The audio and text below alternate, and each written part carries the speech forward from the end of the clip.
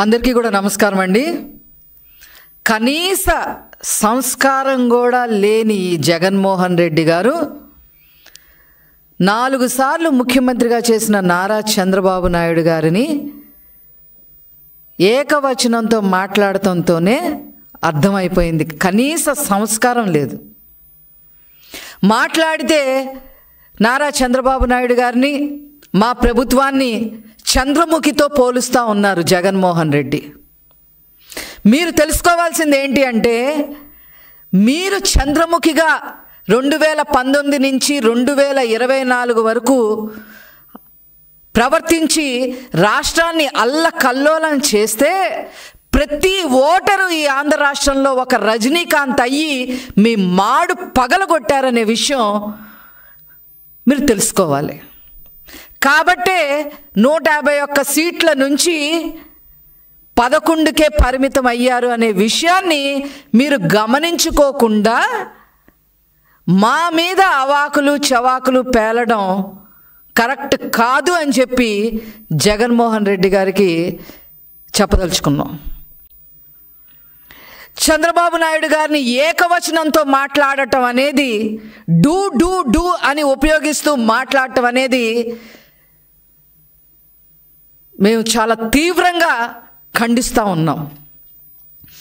ఇకపోతే విలువల గురించి, విశ్వసనీయ గురించి, విధ్వంసాల గురించి, ఆర్థికంగా మేమేదో చెయ్యలేదు అని చెప్పి, మేమేదో తప్పు మాట్లాడామని చెప్పి రకరకాలుగా మాట్లాడుతూ ఉన్నారు. వాటన్నిటికి కూడా సమాధానం చెప్పడం కోసమే ఈరోజు రాష్ట్ర ప్రజల ముందుకి మేము రావడం జరిగింది. ఒక రకంగా చెప్పాలి అని అంటే, మొదట మాట్లాడితే ఆర్థిక ఉగ్రవాది అయిన ఈ జగన్మోహన్ రెడ్డి ఆర్థిక వ్యవస్థ గురించి మాట్లాడటం చాలా విడ్డూరంగా ఉంది అని చెప్పి ఈ సందర్భంగా తెలియజేస్తా ఉన్నాం. లక్షల కోట్లు లూటీ చేసి 31 క్రిమినల్ కేసులు నెత్తి మీద పెట్టుకొని దేనికి కూడా ప్రజలకి సమాధానం చెప్పే పరిస్థితిలో ఉండి ఇతను విశ్వసనీయత గురించి, విలువల గురించి మాట్లాడటం చాలా ఆక్షేపణీయంగా ఉంది అని చెప్పి ఈ సందర్భంగా నేను తెలియజేస్తా ఉన్నాను. అదేవిధంగా అతను అబద్ధాలు చెబుతా, అతను పచ్చి అబద్ధాలు చెప్పే ప్రయత్నం చేసి ప్రజల మీద ఈ అబద్ధాలని నిజాలుగా నమ్మబలికించాలి అనే ఉద్దేశంతో దాదాపు గంట పైన కంఠశోష అబద్ధాల మీద అబద్ధాలు చెప్పాడనే విషయం అతను గమనించుకోవాలి. మేము అబద్ధాలు చెప్పే ప్రభుత్వమే కాదు, మాది చెప్పే పార్టీయే కాదు, అబద్ధాలు చెప్పే పార్టీయే కాదు. అది మీరు గమనించుకోవాలి. మాట్లాడితే మీడియాని దొంగల ముఠా అని చెప్పి ఈటీవీ, TV5, ABN అట్లాగా కొన్ని ఛానల్స్ని పట్టుకొని దొంగల ముఠా అని చెప్పి మాట్లాడుతూ ఉన్నాడు. నీకన్నా దొంగల ముఠా అసలు ఎవరున్నారయ్యా ఈ రాష్ట్రంలో? ఎవరున్నారు? 90% ఆర్థిక నేరస్తుల్ని, డౌరీ కేసుల్లో ఉన్నోళ్ళని, ప్రేమించి పెళ్ళాడతానని చెప్పి వాళ్ళని హత్యలు చేసిన వాళ్ళని, ఇలాంటి వాళ్ళకి ఎమ్మెల్యేలు, MP సీట్లు ఇచ్చిన మీరు దొంగల ముఠా, ఆ ముఠా, ఈ ముఠా అని చెప్తా ఉంటే ప్రజలు నవ్విపోతున్నారనే విషయం మీరు గమనించుకోవాలని చెప్పి ఈ సందర్భంగా నేను తెలియజేస్తా ఉన్నా. ఒకటే చెప్పదలుచుకున్నా నేను, మీరు నాశనం చేసిన, విధ్వంసం చేసిన అమరావతి, ఈరోజు అమరావతి నిర్మాణం వేగవంతం చేశారు నారా చంద్రబాబు నాయుడు గారు. జగన్మోహన్ రెడ్డి విధ్వంసం చేసిన పోలవరాన్ని మరి ఊపందుకునేలాగా ముందుకు తీసుకెళ్లారు నారా చంద్రబాబు నాయుడు గారు అని చెప్పి ఈ సందర్భంగా తెలియజేస్తా ఉన్నా. జగన్మోహన్ రెడ్డి ఒక్క ఉద్యోగం కూడా ఇవ్వకపోతే ఈనాడు నారా చంద్రబాబు నాయుడు గారు 20 లక్షల ఉద్యోగాలకి ఇవ్వటం కోసం అడుగులు ముందుకు వేశారు. 90% ముందుకు వేశారు. మొన్న దావోస్తో అది తేలిపోయిందనే విషయం జగన్మోహన్ రెడ్డి గమనించుకోవాలి. మీరు విధ్వంసం చేసిన, నాశనం చేసిన సంక్షేమ కార్యక్రమాలన్నీ మళ్ళీ గాడిలో పెట్టింది నారా చంద్రబాబు నాయుడు గారు. ఈరోజు పెన్షన్ 4,000, వికలాంగులకి మరి 6,000, మరీ అస్సలు బాగోని వాళ్ళకి 10,000, 15,000 మరి ఇచ్చి ఈరోజు దాదాపు 64 లక్షల మంది పైబడి మరి పెన్షన్ ఇవ్వడమే కాకుండా సంక్షేమ కార్యక్రమాలు చేయటమే కాకుండా అన్ని రకాలుగా నారా చంద్రబాబు నాయుడు గారు మీరు సంక్షేమ కార్యక్రమాలు విధ్వంసం చేస్తే వారు గాడిన పెట్టారు అని చెప్పి సందర్భంగా తెలియజేస్తా ఉన్నా. అదేవిధంగా లా అండ్ ఆర్డర్ లేని చట్టాలను తీసుకొచ్చి, దిశా చట్టం అని అదని ఇదని తీసుకొచ్చి యువత 30,000 మంది ఆడపిల్లలు ఏమైపోయారో కూడా తెలియని పరిస్థితుల్లో మీరు ఈ రాష్ట్రాన్ని జగన్మోహన్ రెడ్డి నాశనం చేస్తే అవన్నీ గాడిలో పెట్టడమే కాకుండా ముఖ్యంగా యువతని ముందుకు నడిపించేదానికి మంచిగా డ్రగ్స్ పైన కూడా ఉక్కు పాదం మోపారు అనే విషయాన్ని మీరు గమనించుకోవాలని చెప్పి సందర్భంగా తెలియజేస్తున్నా. అదేవిధంగా విద్యారంగం సర్వనాశనం చేశారు. విద్యారంగం జగన్మోహన్ రెడ్డి గారు విధ్వంసం చేశారు విద్యారంగాన్ని. ఈరోజు నారా లోకేష్ గారు దానిని గాడిలో పెట్టడానికి, విద్యారంగాన్ని గాడిలో పెట్టడానికి అహర్నిశలు కష్టపడతా ఉన్నారు. గాడిలో పెట్టేదానికి అడుగులు ముందేశారు. ఇప్పటికే అన్ని విధానపరమైన నిర్ణయాలు 80% తీసుకొని గాడిలో పెట్టడం జరిగింది అని చెప్పి ఈ సందర్భంగా నేను తెలియజేస్తా ఉన్నా. అదేవిధంగా జగన్మోహన్ రెడ్డి గారు వచ్చిన పారిశ్రామికవేత్తలందరినీ ఎల్లగొట్టేసి, పరిశ్రమలందరినీ ఎల్లగొట్టేసి విశాఖపట్నాన్ని నాశనం చేసి అతను మాత్రం కొండ మీద 500 కోట్ల రూపాయలు విలువ చేసే ప్యాలెస్ కట్టుకుంటే ఈరోజు నారా చంద్రబాబు నాయుడు గారు ఏకంగా ప్రధానమంత్రి గారిని మరి విశాఖపట్నం తీసుకొచ్చి 2 లక్షల కోట్ల పైన పెట్టుబడులకి శంకుస్థాపన చేయించిన విషయం జగన్మోహన్ రెడ్డి గుర్తుపెట్టుకోవాలి అని చెప్పి ఈ సందర్భంగా తెలియజేస్తా ఉన్నా. అదేవిధంగా వైజాగ్లో స్టీల్ ప్లాంట్ నాశనం చేసి విధ్వంసం చేయాలన్న జగన్మోహన్ రెడ్డిని మరి అతను అలా చేస్తే జగన్మోహన్ రెడ్డి విధ్వంసం చేయడానికి పూనుకుంటే స్టీల్ ప్లాంట్ని దాన్ని ఈరోజు కేంద్ర మంత్రులతో అందరితో మాట్లాడి ఈరోజు ఒక గాడిన పెట్టి శాశ్వతమైన పరిష్కారాన్ని వైజాగ్ స్టీల్ ప్లాంట్కి తీసుకొచ్చిన ఘన చరిత్ర నారా చంద్రబాబు నాయుడు గారిది అని చెప్పి సందర్భంగా తెలియజేస్తా ఉన్నాం. పెట్టుబడుల గురించి మాట్లాడుతూ ఉన్నాడు ఈ జగన్మోహన్ రెడ్డి. 6 లక్షల కోట్ల పెట్టుబడులు ఇప్పటికే తీసుకొచ్చారనే విషయం మీ కళ్ళకి కనపట్టలేదా అని చెప్పి నేను జగన్మోహన్ రెడ్డి గారిని అడగదలుచుకున్నా. అదేవిధంగా విద్యుత్ సంస్కరణలు తీసుకొచ్చి ఈరోజు జగన్మోహన్ రెడ్డి విద్యుత్ని సంస్కరణలు తేకపోగా ఆ యొక్క శాఖని సర్వనాశనం చేసి విధ్వంసం చేస్తే ఈరోజు విద్యుత్ సంస్కరణలు తీసుకొచ్చిన ఘన చరిత్ర నారా చంద్రబాబు నాయుడు గారిది అని చెప్పి ఈ సందర్భంగా తెలియజేస్తా ఉన్నా. అదేవిధంగా ఉచిత ఇసుక కూడా ఇవ్వకుండా ప్రజల్ని పీల్చుకు తింటూ వాళ్ళ రక్తం కళ్ళ చూసి వాళ్ళని నాశనం చేసిన జగన్మోహన్ రెడ్డి నాశనం చేసి వాళ్ళని విధ్వంసం చేస్తే వాళ్ళ బ్రతుకుల్ని ఈరోజు ఉచిత ఇసుకని ప్రవేశపెట్టి దాన్ని కట్టుదిట్టం చేయడమే కాకుండా నిర్మాణ రంగాన్ని మొత్తాన్ని పటిష్టం చేసిన ఏకైక ముఖ్యమంత్రి నారా చంద్రబాబు నాయుడు గారు అని చెప్పి ఈ సందర్భంగా నేను తెలియజేస్తా ఉన్నా. మాట్లాడితే బడ్జెట్లో మాట్లాడితే 6,46 కోట్లు మాత్రమే మేము అప్పు చేస్తే దాన్ని 10 లక్షల కోట్లు అని చెప్పి మీరు ప్రచారం చేశారు అని చెప్పి జగన్మోహన్ రెడ్డి చెప్తా ఉన్నారు. ఈ ఆర్థిక ఉగ్రవాది చెప్తా ఉన్నాడు. బుర్ర పెట్టి ఆలోచించండి. ప్రెస్ మీట్లు పెట్టేటప్పుడు మీరు బుర్ర పెట్టి ఆలోచించి మాట్లాడాలి అని చెప్పి ఈ సందర్భంగా తెలియజేస్తాం. ఒకప్పుడు ముఖ్యమంత్రిగా చేశారు కదా, నిజాలు మాట్లాడాలి కదా.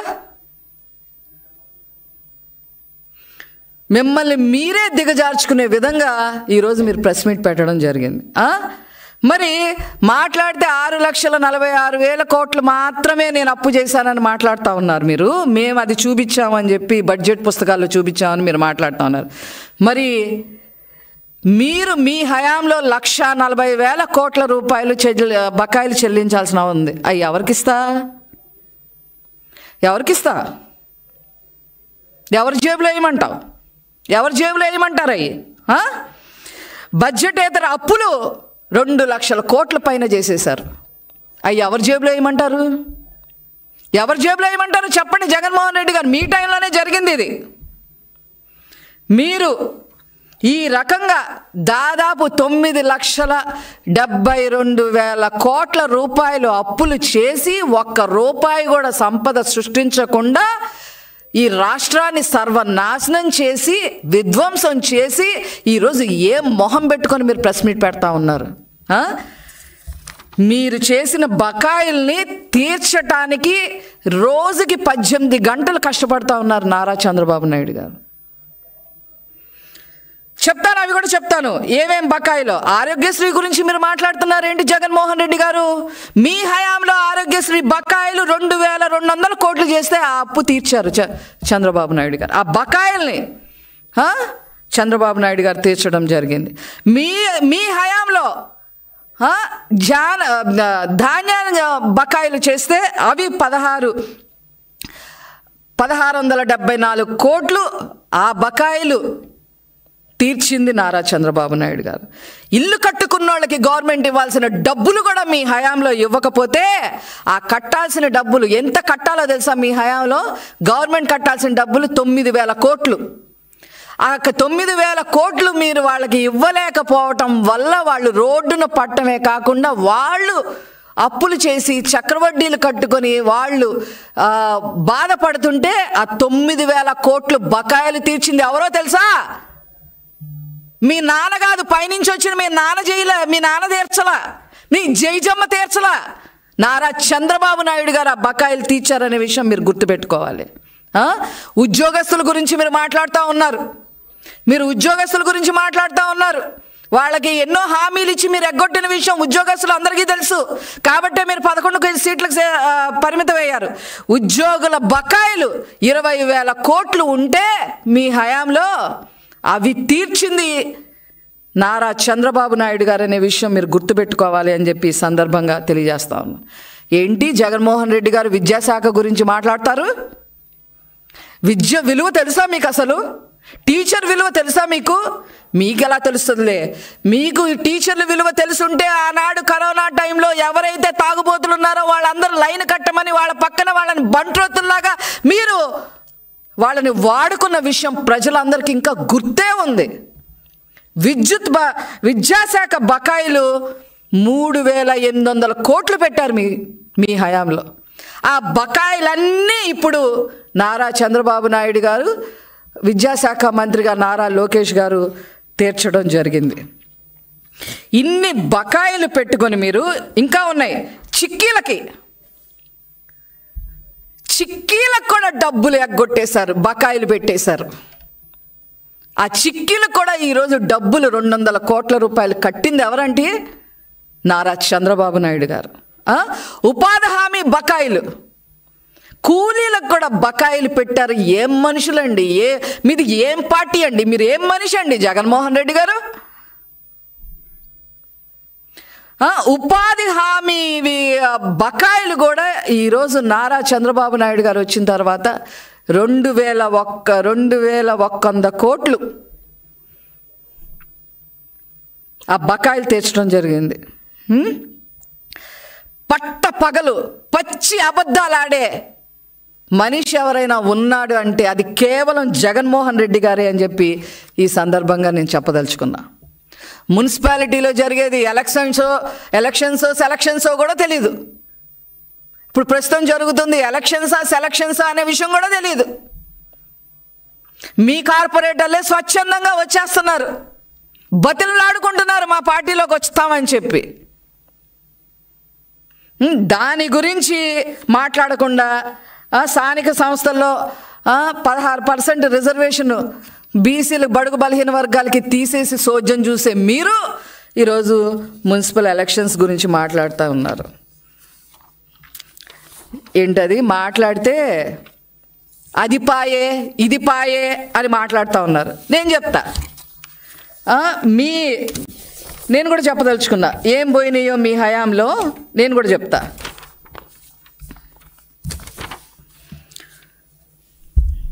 మీ పుణ్యమా అని చెప్పి మీకు 151 సీట్లు పాయే.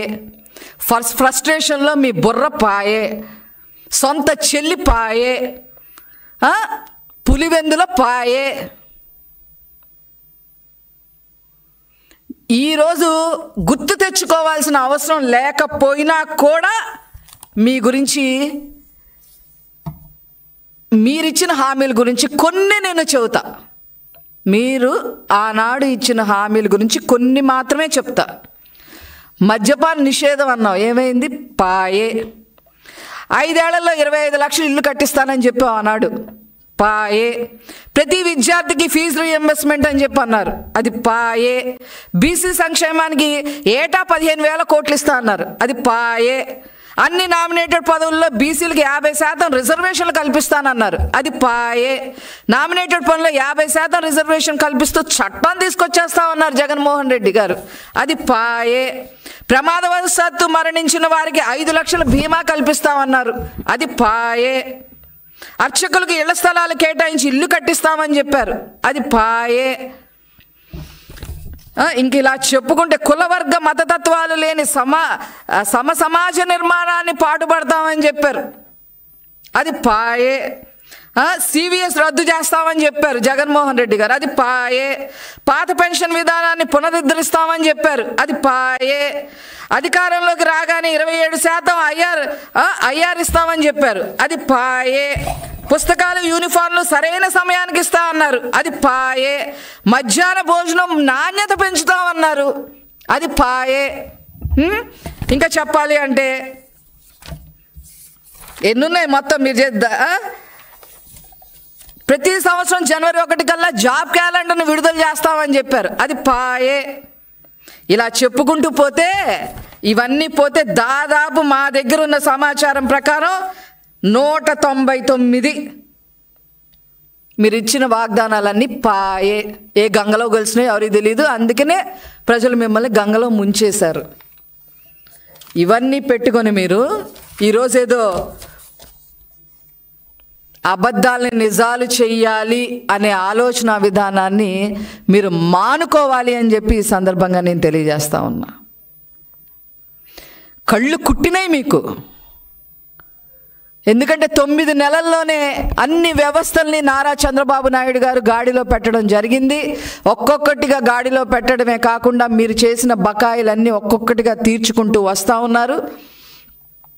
కళ్ళు కుట్టాయి మీకు, కళ్ళు కుట్టి ఏం చేయాలో అర్థం కాక ఈరోజు అసత్యపు మాటలు మాట్లాడుతున్నారు అని అంటే ఇవన్నీ ప్రజలు గమనిస్తున్నారు అని చెప్పి ఈ సందర్భంగా తెలియజేస్తూ, మీ ప్రెస్ మీటే ఒక బోటకం.